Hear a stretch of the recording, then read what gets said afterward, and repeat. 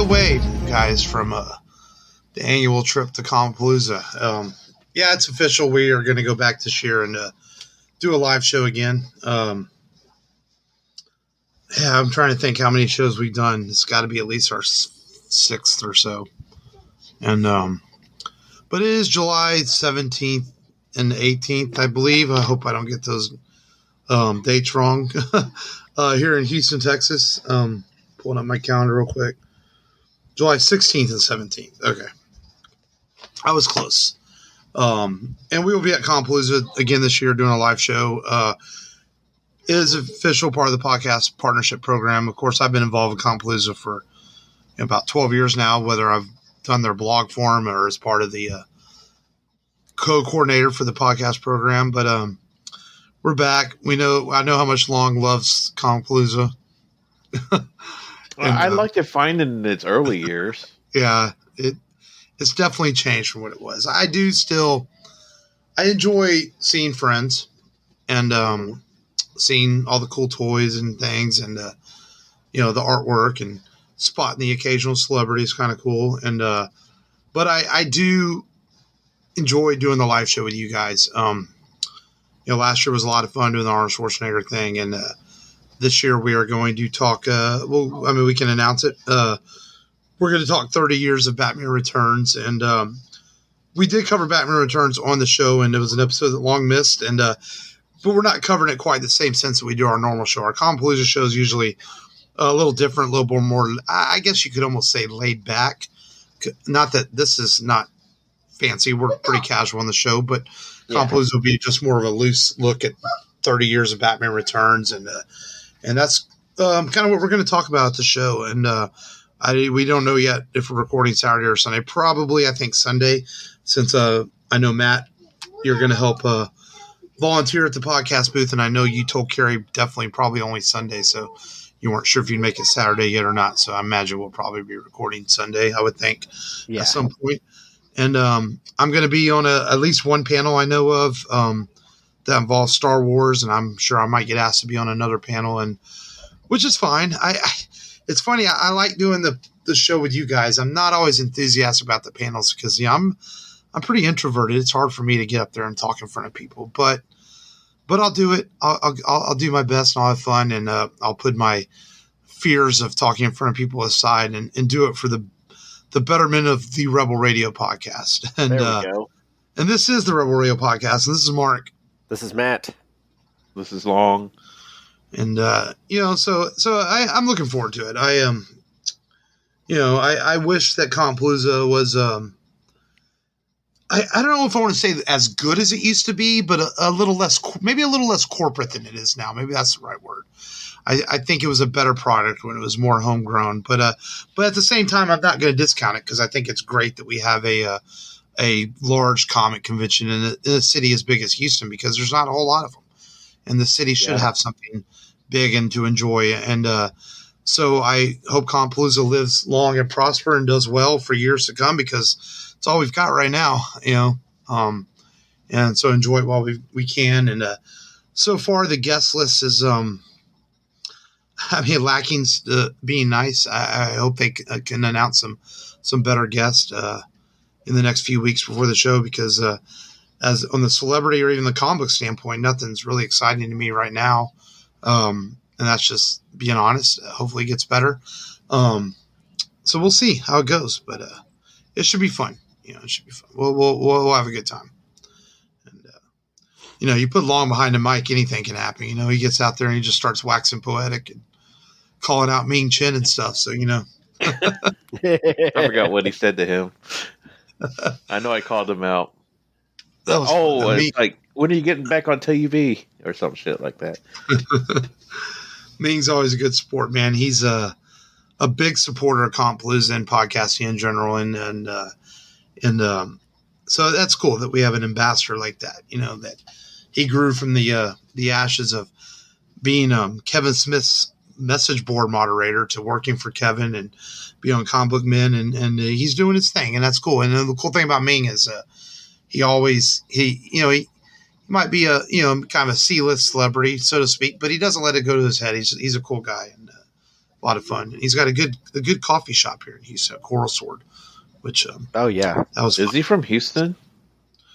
No, but he's got family in Texas. I think he's got some cousins here or something. So yeah, so he's got some ties to Texas. Yeah, to visit his family or something. It's still co-owned by Hunter Pence, huh? Coral Sword. Yeah, Hunter Pence still owns Coral Sword with him, and he started his own podcast studio up in the New Jersey area, a Shared Universe podcast. So, with him and Mike Zapsik. Yep. So, but good guys, man. I met Mike a couple of times too as well, and he's a good guy too, and good people, and it's kind of cool, and to have Ming Chen in the corner of Compalooza's podcasting. So, and he'll be back for Compalooza this year too. So it should be fun. I don't know if I should have officially announced it on our show, but not that anyone's going to go tell because they haven't officially announced. But even last year, they never really officially announced Ming. He was just there as part of the Compalooza program. So he'll be back. So, and we'll be there. And you come see us. We'll have some stickers and buttons and stuff. Come ask me. I might give you one. Matt might make you do a funny dance or something to get one, but So, yeah. Don't give them something for nothing. That's right. You got to at least bend down and touch your toes. Or something. Yeah. see your yoga techniques. That's right. But how are you fellas doing? Doing good this week? I had to go back to work. It's been kind of rough. I'm tired. But it's okay. Oh, today was I think today was definitely the worst day on my new job so far. No. Yeah. Certainly hot as hell. I guess yeah. Well, it rained in parts of Houston, and thankfully, I missed it. So, I was afraid I was going to get caught in the rain doing these deliveries and stuff, but thankfully they've already rolled through by the time I got there. So, but yeah, it's a long story short. But for some reason, the system didn't convert a lot of orders to the delivery trucks. And guess who had to deliver them? Oh, man. No. Yeah. And I had to load the van to do it, too. So, Longzilla. Oh. Yep. Well, you survived. You're here. Yeah. It's Friday night, relaxing time now. Yeah, the sucky part was I was going to get something to eat on the way home. I was like, let me get some KFC. Don't feel like KFC. Well, first of all, no one answered the freaking drive-thru, so I was driving away. Yeah, just and then didn't feel like Taco Bell, didn't feel like Subway, it's just didn't feel like McDonald's either. Whatever. I just go home. Does anyone ever feel like Taco Bell? It's more like that's just a convenience food. I don't think anyone actually ever feels like it. I eat Taco Bell on Tuesdays and Thursdays for some reason because, Taco Tuesday or Taco Thursdays, whatever. So yeah, I like their beefy 5-layer burrito. I like that's a good one, actually. Yeah, I bet you like that and some beefy, Diablo Matt. sauce. Bet you like it beefy. Oh yeah, Mark, why do you always have to make things weird? No one asked what he liked at Taco Bell either. So, I'm just saying. Whatever. Anyways. Whatever. But yeah. I didn't get to watch anything for Download This, just to preempt that, except for Obi-Wan. So you don't have to waste your time asking me what I did. Fine then. Beautiful segue, by the way. That's the lead in to Download This, where we tell people what we watched, streamed, possibly played this year or this week, this year, and then this year. Long watched absolutely dick shit except for Obi-Wan, which we'll talk about in a minute. So, fine. I guess I'll go first then, since I didn't go first last week, and it's only me and Matt. I watched the new episode of The Boys. It feels like Butcher and his team are trying to come up with a plan now to take out Homelander. And that may or may not involve, this is a bit of a spoiler here, but that may involve the hero that they thought was dead, which is Soldier Boy, but it appears Soldier Boy is not dead. He's been in some sort of cryogenic type freeze or something. Russian lab, which made all the women of the world happy when they got to see Jason Ackles' butt in that scene. Yep. It's like, thanks, the boys, for showing more male nudity. The women do like him. Yes. And so we'll see if Butcher's plan comes to fruition as the show carries on next week. And Homelander continues to be one of the most vile, disgusting, well-written villains on screen.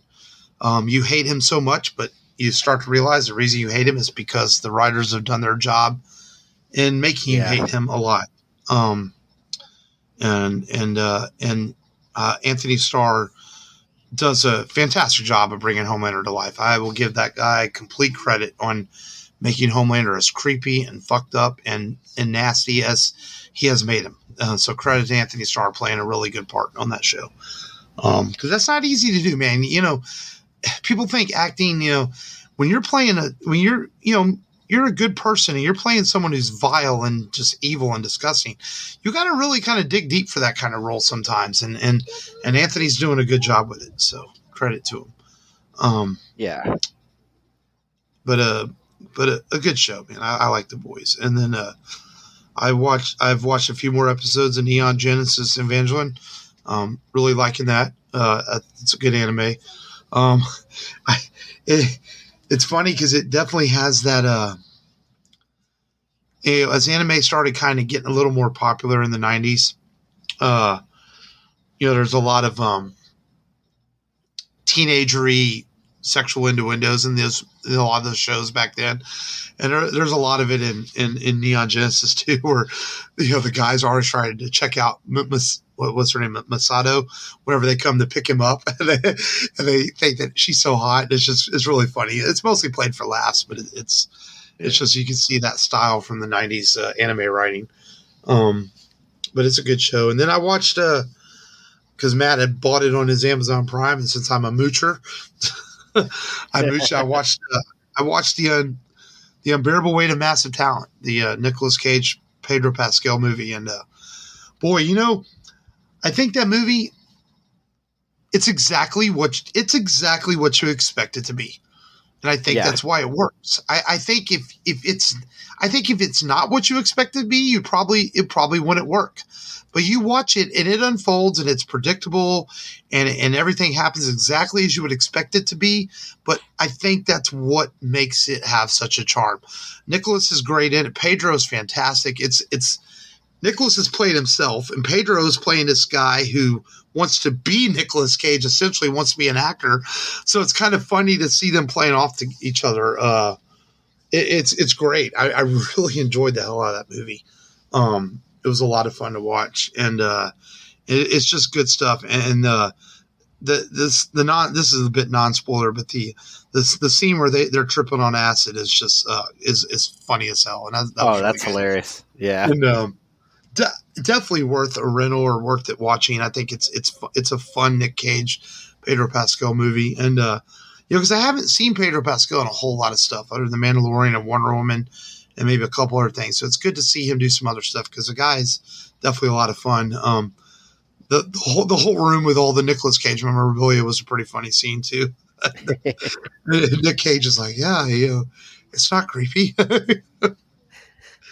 And but it's just it's cool, man. I think it's a neat movie, and I kind of almost wish that it had not come out in pandemic times. I feel like this could have been a very successful movie for Nick Cage to kind of get him back.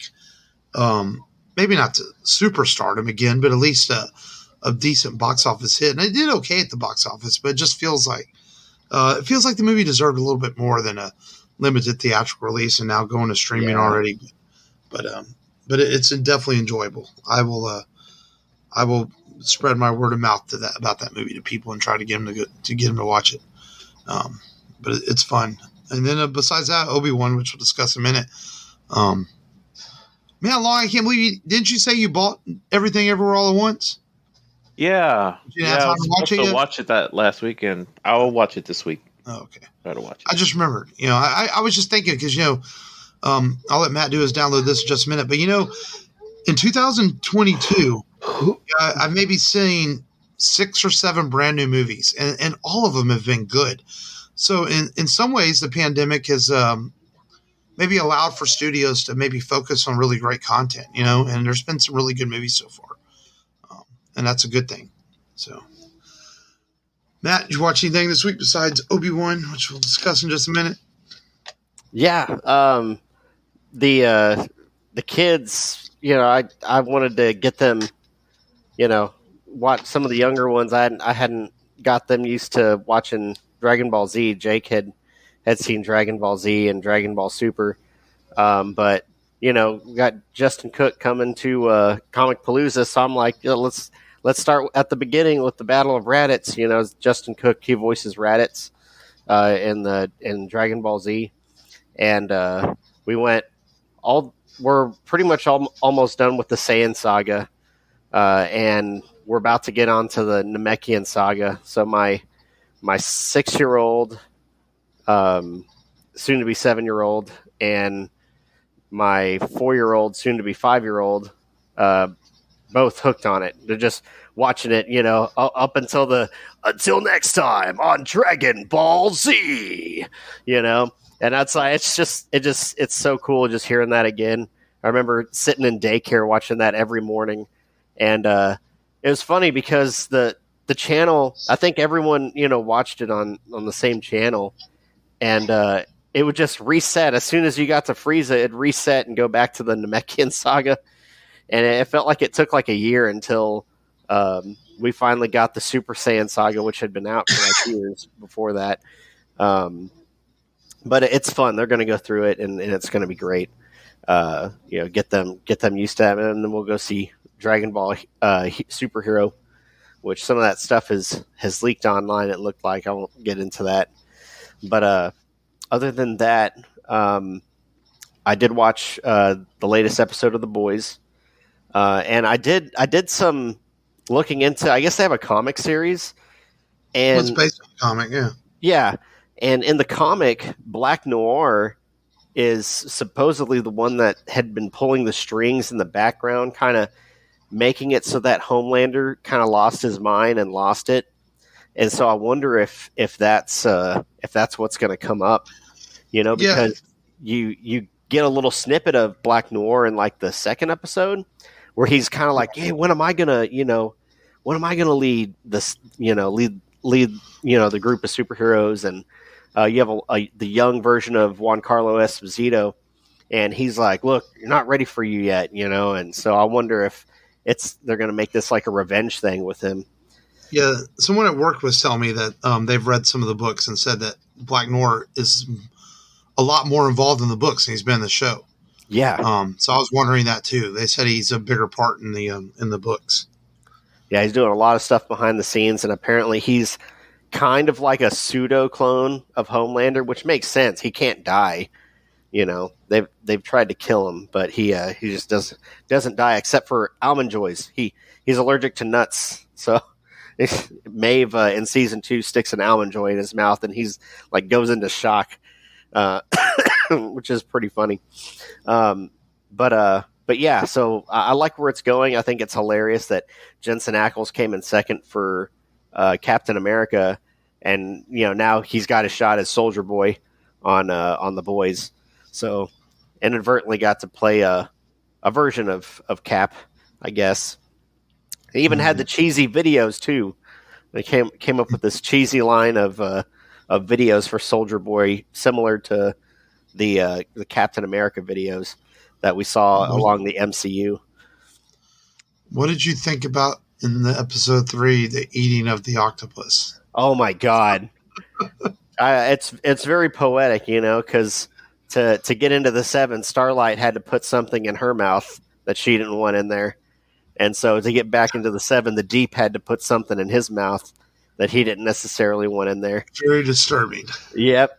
So it came full circle. He's like, it's Timothy. It's like, eat fucking Timothy. Eat him. But the fucking octopus is trying to like get its tentacles out. It was, yeah. Oh man, that's awesome. But good stuff. This is a good season. I think I like it better than last season.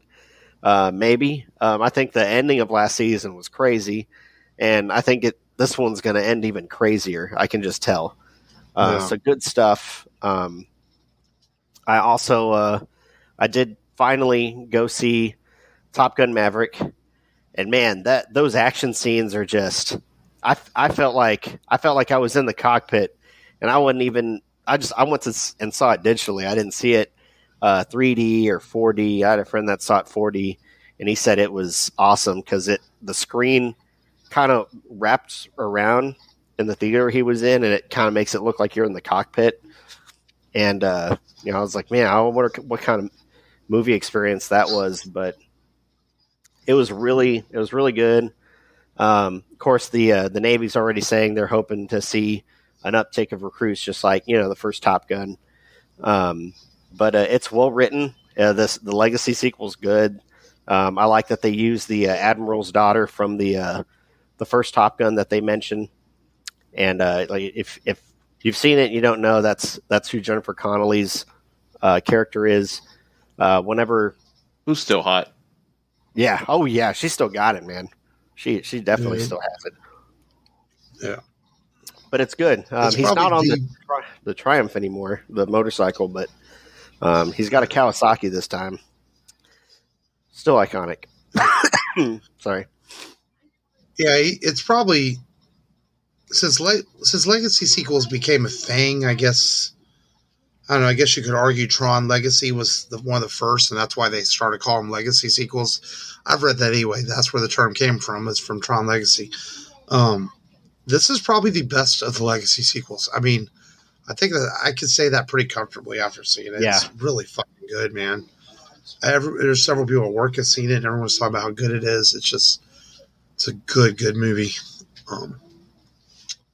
Definitely worth seeing. Dare I say, as iconic as the first, maybe in its own right. It's a better movie than the first. I think so too. It's a better movie than the original. That's bold to say, but I think it's accurate. I just think it's not hard. It's not bold because I don't think it's bold to say because if you watch Top Gun now, Top Gun is classic because it was a hit movie in 1986. It made Tom Cruise a star. But if you really watch it unbiased and take away your nostalgia of it, there's a lot of flaws in that original Top Gun movie. And this new one is almost flawless. I mean, it pays tribute to the original by creating its own new story, and it's really good. There's some issues with that first one if you really go back and watch it. I know the action isn't shot as well. That's for sure. Well, no, and it's extremely slow in the middle of the film. I mean, this young hotshot pilot sleeping around with his instructor, it bogs the movie down in parts of it. So. I always thought she was an instructor. I rewatched the original Top Gun. She's that representative from the Pentagon. She's not even military. She's civilian. Yeah. Well, yeah. No, I know, but she's like a civilian instructor or whatever. But yeah. But no, it's a better movie. I think I can say that pretty safely. That it's better than the original. I think they do a good job of having. Better. Yeah, they've got some characters in there. The pilots are great. They're very very very distinguishable like the original cast.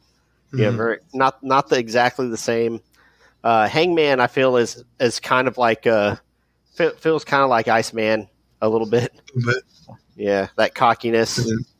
And Miles Teller does great. He's really good in it as Goose's son. So. He does look like Anthony Edwards in a way.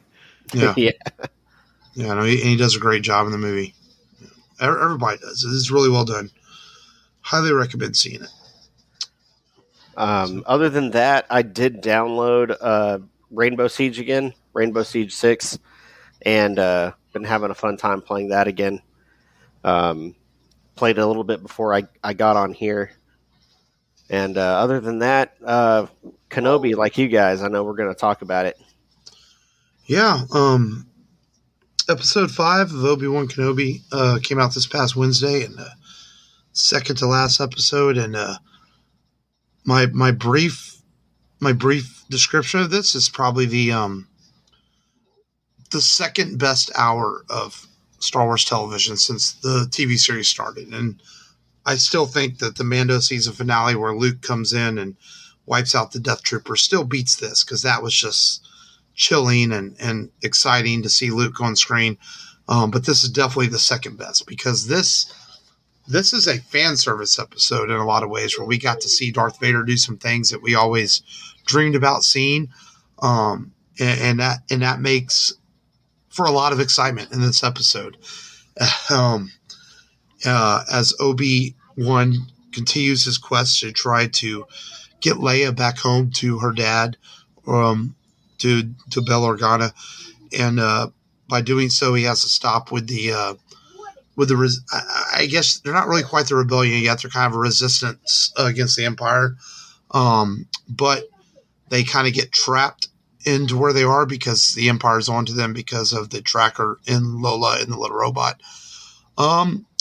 So Obi-Wan and the crew has to devise a plan to try to hold off the Empire as long as they can to try to escape. And it doesn't go as planned exactly as Reva gets through with her soldiers. We also get some backstory with Reva this time as to why she's so angry, as it turns out that she was in the Jedi Temple when Anakin was killing the younglings, and he almost got her and she was able to escape, and that's why we find out that she really holds a hatred towards Darth Vader, and she's been doing this the whole time to try to get back at him. I found that kind of interesting. How was she able this entire time to mask her hatred towards Vader?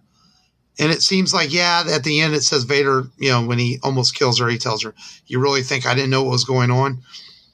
Okay, but so he let her get away with this entire time? I thought that's where the story was a bit of a stretch to me. I was like, if Darth Vader, this Anakin's as evil as we think he is, why would he even ever let her do that? It seems like he would have killed her a long time ago if he sensed something was wrong. The Grand Inquisitor comes in all smarmy and shit. Yeah, we find out the real Grand Inquisitor is still alive. But it feels like they've opened up a lot of storytelling elements in this to finish it all up in one episode. So we'll see how that goes next week. But this was still a really good episode with some really great moments, some great Obi-Wan moments, some really great Darth Vader moments. When he holds that ship and he brings it down, he rips it apart. I mean, that was fanboy dream stuff right there. Yeah, that was cool to see. Him, using the lights, Reva's own lightsabers against her. That was cool. He even used his own lightsaber. The flashback sequences between Obi-Wan and Anakin tying the story together as to how Obi's going to beat Darth in this situation I thought was really cool. Did it feel to you like they alluded to that Obi-Wan and Darth have a dyad in the Force, which is something that was introduced, of course, in the sequel trilogy? The fact that they can connect to each other, they felt like they were kind of alluding to that. At least I felt maybe, but maybe a little. Yeah. What did you guys think about the episode? I liked it. I'm surprised it didn't wake. I mean, I woke up early generally to watch stuff like that to avoid spoilers. But it was a really good film. Really good. Our great action. I really enjoyed they were de-aged, weren't they, in the flashbacks? It looks like they used some de-aging technology, I felt. Yeah. Maybe not a ton, but they used some. Yeah. Nice episode. Go ahead, Matt. Yeah. I liked it. Obviously, the action's great. The lightsaber fight with Reva, that's great. Just using the Force, and that's it. Didn't even have to pull his lightsaber. Kind of like, almost reminded me of the throne room battle a little bit with Snoke and Rey. He's just kind of toying with her, and she's just trying to strike down Vader, and he's just like, "Oh, I'm just going to use the Force to kind of use your own energy against you," and and make you wear yourself out and stuff like that. It's kind of cool. Yeah, I mean, I can't wait to see what the conclusion is, man.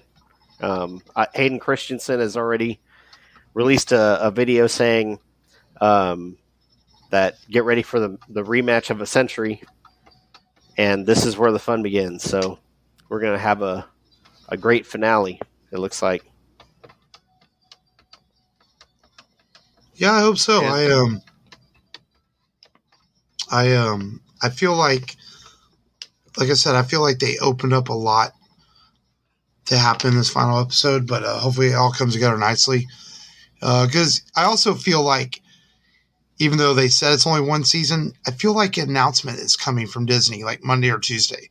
Like, oh, guess what? We're going to have another season. And we're going to be left with like a cliffhanger. I mean, would y'all be surprised at all? A second season? We shall see. Easily. Yeah. Easy second season. Especially with that, talking about the boy. It's like, now it's like, it just makes sense for the first season to be about Leia and the second season to be about Luke. Mm-hmm. Yeah. Either that or he's going to Dagobah. Because, I mean, everyone assumed that Obi-Wan knew of Dagobah after he died. Right. So maybe a little trip to Dagobah for Obi-Wan's. I mean, that's how we find out where Yoda is. You think we get a glimpse of Liam Neeson as a Force ghost at the end of season 1? It's possible. Disney wants to pay him. He has a certain set of skills. Oh, Lord. We have to pay him for those skills. Oh, Lord. You have much to learn of the living Force. Yes, we'll see next week. We definitely will have our full review next week of the finale and see how it all ends. All right. Well, let's get into today's feature film then. A movie that, man, it's kind of... wait, really, give me a second. I kind of enjoy this movie. It's fun to watch. It's, I've always been a fan of Robert Rodriguez's work and the things he's done. And this is his sequel to finish out his Mariachi trilogy that he started with El Mariachi, and then he continued with Desperado. And he had a plan for a big, bold vision. I almost feel like this is his vanity project, that he did this kind of for fun and to complete the trilogy. And I've read some interviews where he realizes that it maybe could have been a little more epic, a little bit better. But it turned out the best it could, and that is Once Upon a Time in Mexico. Hold on. Yeah, he definitely... so, Once Upon a Time in Mexico, we've got William Dafoe. He is the drug cartel leader, Barrillo, and he wants to take down the Mexican president, who's not a huge fan of William Dafoe, because I guess he's not something of a Mexican. He's something of a scientist, not something of a Mexican. So Barilla can't stay in power because he's corrupt. So what happens? We get Johnny Depp, insert Johnny Depp, corrupt CIA agent. He's got all these entanglements going on. He's getting people to do different things for him, so that essentially the general that killed Salma Hayek, because he's horrible for killing Salma Hayek, he goes down by getting El Mariachi out of the shadows via Danny Trejo. So that's the card he's playing right there. But the president still has to die. So Johnny Depp and his fake arm, and he likes pork. He really likes pork, and he likes shooting the cook, I guess. He sets all this up so that Barilla can, I guess, maintain control. The president can die, but the general, he needs the general to die too. So he's going to make sure Antonio Banderas takes out the general so that certain power can still be kept by the cartels. Sounds like a very CIA thing to do. And it's very epic, and it's very fun. I don't know what else Rodriguez probably could have done. It's there's a lot going on, and the battle's just epic. Johnny Depp, he gets his eyes removed because he's seen too much. Haven't even mentioned Eva Mendes, who is a federale, but she's also playing a couple different sides. She's definitely a really good femme fatale in this movie. And you get Johnny Depp just shooting at nothing. And I guess he finally catches a second wind with his sixth sense, with his ears that are just becoming accustomed to hearing footsteps and hearing these soldiers. And he takes out a few guys with the help of a young boy who sells him chicle at the beginning, which is Spanish for gum. Pretty cool. He uses him so he can take out some bad guys. And, it's a fun movie. I enjoyed it. Came out in 2003, so the thing's almost 20 years old. It's coming out up on a 20-year anniversary. I think it's a decent conclusion to the trilogy. Long, did you see this in theaters, or did you see it? No, I saw on home video. Yeah. And I didn't like it as much as you did. Yeah, so, I guess I felt like it could have been more. Yeah, I didn't like it as much as the Desperado. It was definitely needed more time editing, and you could definitely tell the pacing issues with it. But other than that, I don't know, man. It's okay. It was all right. Yeah, it's all right. I feel like Selma Hayek, if you look at the cover of this movie, you feel like this is going to be, Desperado 2.0. And for a Desperado sequel, it really doesn't have a whole lot of Selma Hayek in it. But even Selma Hayek Light, or Diet Selma Hayek, the movie is, it still was very successful. It made triple the amount of money versus its budget. Its opening weekend practically regained all of its budget. So very successful, still iconic. Danny Trejo's great in it. And you got Enrique Iglesias. I guess they threw that in there for the ladies. I guess Antonio Banderas wasn't enough. They had to throw in Enrique Iglesias. That's why I didn't like the film. Enrique Iglesias and his mole. Yeah. I mean, didn't like him. His music career. He's riding on his dad's coattails. It's like, why is he in this film? Dang. Don't like yeah. it. I wonder why. There's probably a cool fact out there as to why. But yeah. Mark, what do you think of Once Upon a Time in Mexico? Well, I like this movie because of the style of Robert Rodriguez, and it fits with the other movies. Johnny Depp is great in it. Everyone's good in the movie.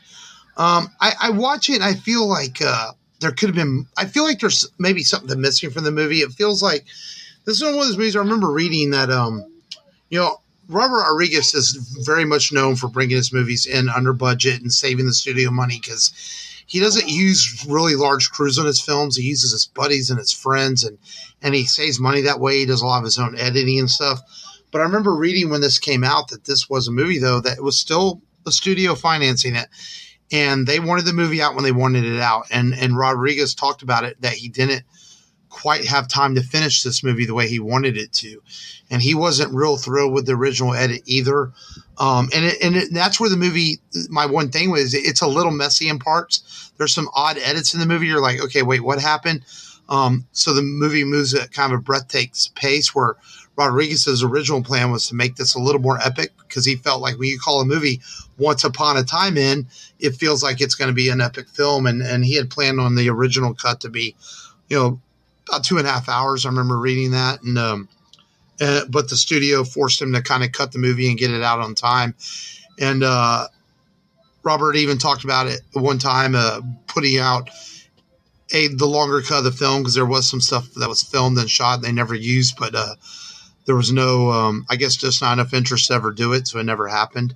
So I think that's where the movie falls short. It suffered from studio interference, which was a very common thing for a long time. It seems to be becoming less common now with the popularity of epic films and superhero movies are allowing these directors to do their own thing with their cuts. I know Rodriguez even talked about that with his cut of Alita Battle Angel, was that James Cameron in the studio allowed Robert to make the movie the way he wanted it and didn't have as much studio interference. So it's becoming more common now to let directors do that. But there was a time where movies like this were affected by the studios, and I feel like this could have been Rodriguez's epic. Like this could have been like a truly epic action film. It's set up that way. Yeah, well, but I still like it a lot. Storylines. Yeah, all these different storylines in there. It can be set for an epic film, but it still has a lot of great moments in it too. You know, where he calls his buddies up and they go into the building and they shoot up the place and he's falling from the church tower or the church balcony, and his little fight with Danny Trejo's in there, and so there's a lot of great stuff in the movie too, and that's what I feel like this movie is. Mickey Rourke. There's a lot of great moments in this movie, surrounded by moments that make you go like, why is that like that, or why is that like that? Willem Dafoe playing was a very odd choice to play Barrillo to me, but I think there's enough cool in this movie that you can forgive it for some of his downfalls, because Antonio Banderas and Johnny Depp and Eva Mendes, and they all just ooze cool off the screen in this film. I think that's fair to say. Yeah, no, that's definitely fair to say. And I didn't realize, I guess the Mexican military was going to give the studio access to their vehicles and everything. Once they found out that Marquez, the general, was going to be the villain, they were like, oh, never mind. So they had to depend on citizens actually lending out their personal stuff, collection items. Mm-hmm. So that's cool. And then he allowed Johnny Depp to do a lot of improvisation on this. A lot of the words that Depp said in the script were actual cuss words, but then Depp chose to say more funny things like "fuck mook" instead of "motherfucker," which I thought was pretty funny. I also, Rodriguez took some knock for retread of stories. So in Desperado, we know that Mariachi's family was killed, or his partner was killed in Mariachi, so he wanted revenge. And in this one, his Carolina and his child are killed. So it's kind of a rehash of some storylines. But Robert Rodriguez took a lot of that from the old spaghetti westerns that did that quite often, where they would have a movie where it was either, someone was killed someone for revenge, or they stole their gold. So that's very much a tribute to those old kind of films. And so I didn't have a problem with that. When I stepped away for a second, I came back, I heard y'all talking about a lot less Selma Hayek, but there's also a lot less Antonio Banderas in this too. That took some flack too. You're doing an El Mariachi movie, and Mariachi becomes, for part of the film, becomes a secondary character in the movie. But then by the time the end of the film, he's back. Yeah, it feels like a Depp film for a lot of it. But then towards the end, Mariachi's back in the full fold and comes in to, help save the day and all that. But yeah, I'm sure Depp at this time in his career probably cost a good amount of money to get into the film, even though he really enjoyed being it. Depp really enjoyed this role and had fun doing it. In fact, he stayed an extra day and played the part of the priest because they didn't have anybody else to play it. And he was supposed to go home, but he stuck around for that extra day to play the priest. Nice. Yeah, I always thought that was weird that he popped in there, and I was like, is that Depp? I was like, yeah, that's Depp. And I was like, wait a second, this sounds like a setup, And it's been a while since I've seen the movie, and I'd seen it in bits and pieces, so I guess I didn't remember that part. And he's like, all right, you passed the test. You're still El Mariachi, and you still got the moves, baby. So get your boys and go play for the president. It was one of the first films to use digital shooting, which George Lucas talked Robert Rodriguez into doing that. He was, I believe, he was mixing one of the Spy Kids films at Skywalker Sound and talking to George, and George had showed him some digital stuff he had done and convinced him to shoot digitally because Robert Rodriguez was kind of a old school believer in film, and but I think when George had showed him some dailies and some stuff that he had done, and he convinced him to shoot this digitally after George had shot Attack of the Clones digitally.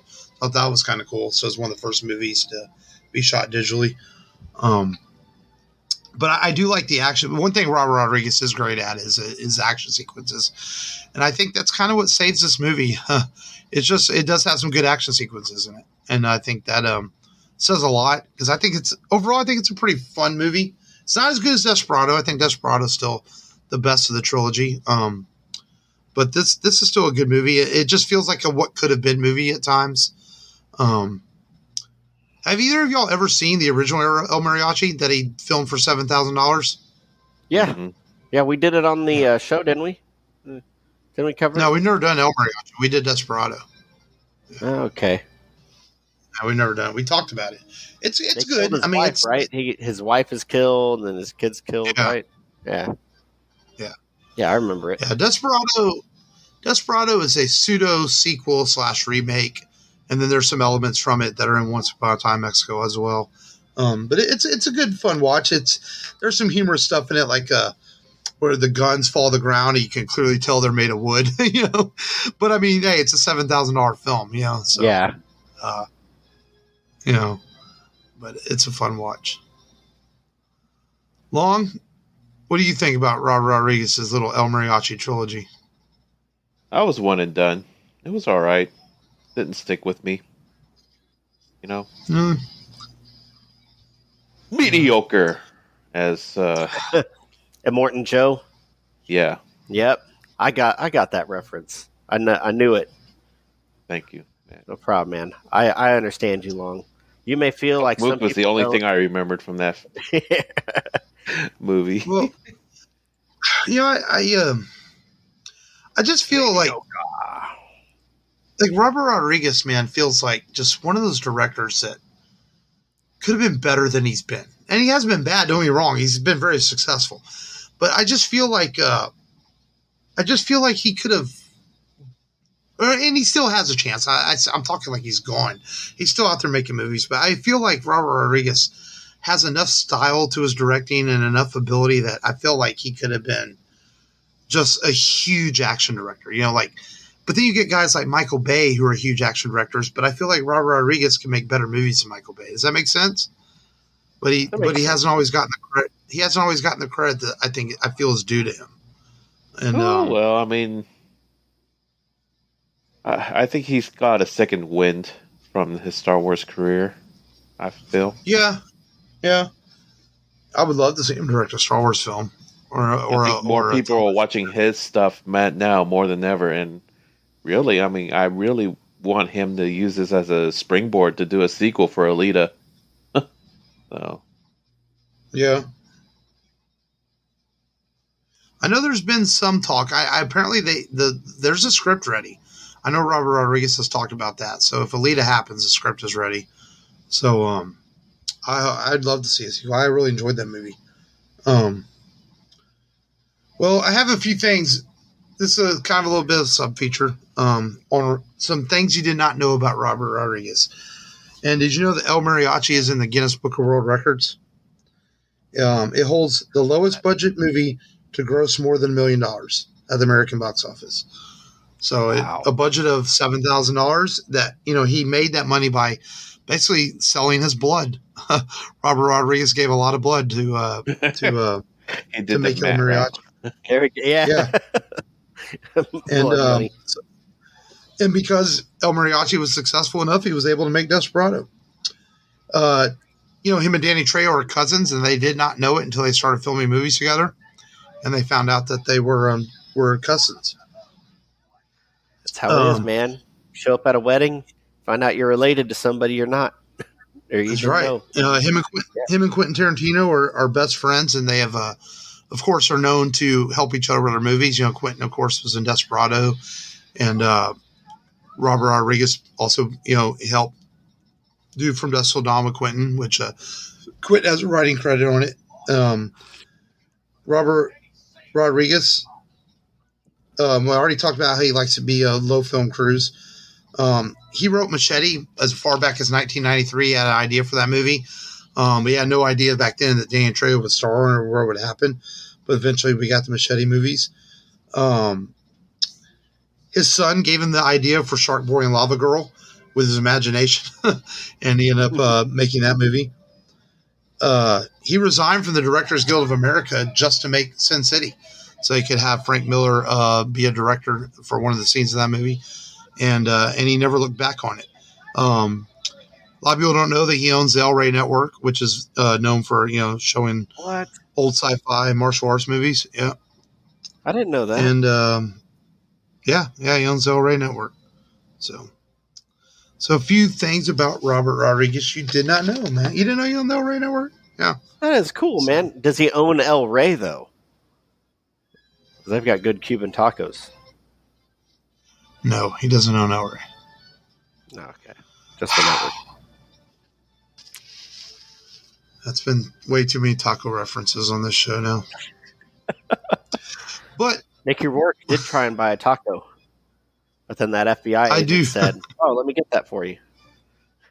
Yes, but I think Once Upon a Time in Mexico is a pretty fun little action movie. It's not perfect, but it's a good fun movie, and I give it a B, man. I think I give it a B because I think it could have been better, so I can see the potential in it. I know critics didn't hate on it too much. They weren't super kind to it, but they were kind of middle of the road on it. You know, I think a B is fair. I think a B is fair. It could have been more, but a B is fair. C for mediocre. Not bad. I bet Long not good. Long probably Long didn't even rewatch it. I already know. Long what are you talking about? He watched it for Eva Mendes. You fuck mook. All right. Well, let's do a little bit of news, and what I mean, and his obsession with that pork recipe thingy. Oh yeah, that's wrapped in banana paper. Yeah, that's why. That's one of the reasons why I didn't like the film either. You know, like okay, he's like killing cooks or like whatever. Yeah, it's just weird humor, I guess. Yeah, and he kills Cheech Marin too. Yeah. Oh man, we lost a fake arm. That's right. We lost another great artist this week, man. It's Tim Sale. Has passed away at age 66. Known for, of course, you know, drawing Batman: The Long Halloween and working with Jeff Loeb and doing a lot of different comic stories. Interesting thing about Tim Sale is maybe he wasn't the most conventional artist. His art definitely stood out for being different than everyone else's, but I think that's what made it so cool is the fact that it was unique. You know, Jim Lee of DC Comics had posted earlier this week that Sale was in the hospital and was fighting a serious illness, and I didn't read what it was or anything. You know, I'm not going to make any assumptions, but we lost Tim Sale this week, and one of the good ones, man. I'm grateful for the great stories he gave us with his art. It just seems like, you know, just seems like we've lost a lot of great artists this year in the comic world. And there's another one. And, you know, I've actually never read The Long Halloween. I flipped through it before and kind of looked at it. And I've, of course, saw the movie adaptation, but, I feel like I'm going to have to try to get a copy of it and read it now after losing Tim Sale. Yeah. A lot of the, Jeff Loeb and Tim Sale collaborations have been really good. The Daredevil runs have been good. Some of the Batman origin stories stuff have been pretty good. It's swell. Mm-hmm. See, I read, was it Daredevil Yellow they did? I read that. That was good. Oh, yeah. But it's crazy. As big as a Batman fan I am, I've never read The Long Halloween. So, and I need to. So. Yes, you do. Get to it. I don't know a whole lot about Wonder Man, but apparently he's getting a Disney Plus series.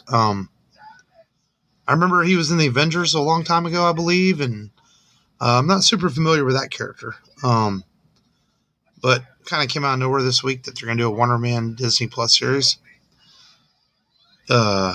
Interesting. Yeah. Thunderbolts. Oh yeah. I'm glad you said. No, I thought we talked about Thunderbolts last week. That they were setting up for that. Yeah. Yeah. Yeah, you're right. Yeah. This we talked about last week that Todd Phillips was working on a Joker 2, and I have no interest in it, but more rumors this week that it's going to be a musical and that they're courting Lady Gaga to play Harley Quinn. This just gets weirder and weirder. I'm just like, I don't know. Did either of y'all see the first Joker? Not me. I've seen it. You watched it, Matt? Yeah. I mean, it's on HBO Max if you want to watch it. I didn't really care for it, at all that much. I saw it in theaters because I think I went and saw it in theaters because I was on vacation. The kids were in school, and I was like, I'm going to go take in a movie. And I went and watched it, and I remember walking out of it and just going like, well, that was $6 I spent, and I won't get back. I thought you liked the knock-knock joke. The knock-knock jokes? No. Oh. No. I appreciate Joaquin's performance. I will give him all the credit there. He's really good in the movie. I just didn't care for the story. I don't know. It's kind of depressing to watch, to be honest. So, but apparently we're going to get a Joker 2, and it might be a musical. And the last bit of news I have is they're going to, it feels like HBO is going to grind this thing to death, but they're working on a Game of Thrones sequel series. They're going to bring back Kit Harington to play Jon Snow. So they've got like 3 prequels in the work, now a sequel and an animated movie or whatever. I don't know. It seems like HBO is really trying to cash in on this thing. So we'll see. I never finished the original show. Maybe one day. One day. You know what could work as a musical? Terminator. Let's do it. On that note, let's preview next week's film.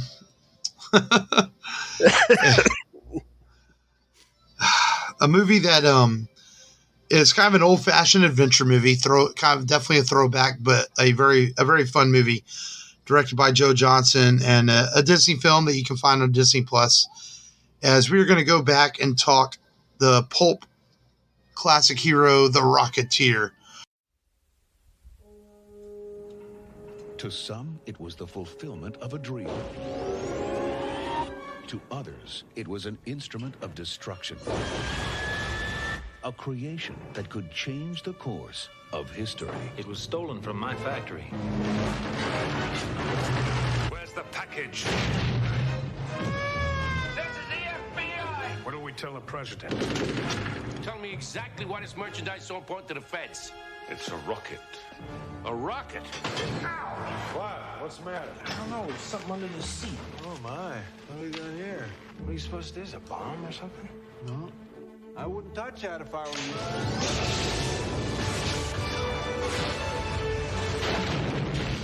How do I look? Like a hood ornament. Stand clear. What was that?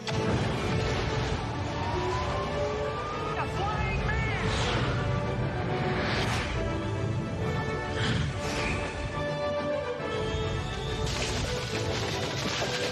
Big gopher.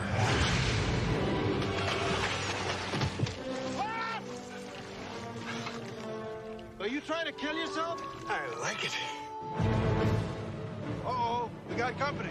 You steer, I'll push. Well, what? I will not rocket Eddie. Not next week, not tomorrow. Now. Keep your eyes open for this dame. Jenny's in trouble. They're working for a Nazi agent. With an army equipped with these, you could rule the world. You touch one hair on her head, I swear I'll... Shoot him! We've got the girl. The rocket will come to us. I love her, Peeve. Does she know that? She's gonna find out. Let him have it! Hand over the rocket!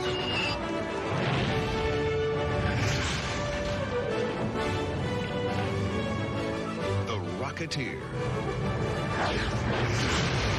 Go get him, kid.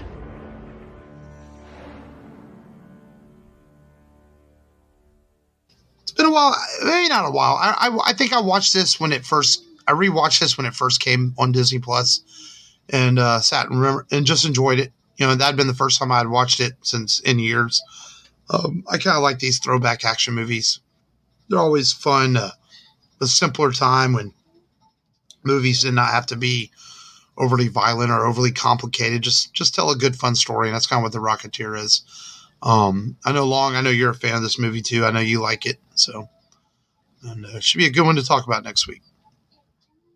Are you sure it was me or Frank? I thought it was you. Probably Pretty Frank. sure it was you. I haven't seen this movie since I was a. I don't remember mentioning it in a while, so. But Yeah. who knows? But that's next week's show, The Rocketeer. And that's all we've got for you this week. The RebelRadioPodcast.com, where you can find all your Rebel Radio needs as always. The Facebook group is there, which has been doing well. More people are joining the Facebook group so they can follow along what's going on. And but until next time, just stay safe. Enjoy some good television, good movies. There's a lot coming out now. The pandemic is slowing down. There's a lot more new content to check out and enjoy it. But until next time, though, this has been Mark. This has been Matt. This is long. And remember, as always, just go there and do it.